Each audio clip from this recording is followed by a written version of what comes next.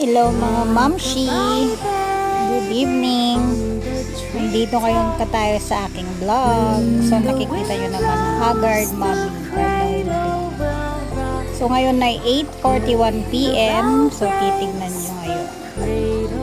Yan ang aking anak. Balis lang ako. Kanina iba yung posisyon niya. Ngayon, dahil nga hindi maganda yung pakiramdam niya, diba? Naghahanap talaga siya ng posisyon na gusto niya. So ngayon mga momshi, ganun din ba kayo? Umanin ang anak ninyo, ang isa kong anak.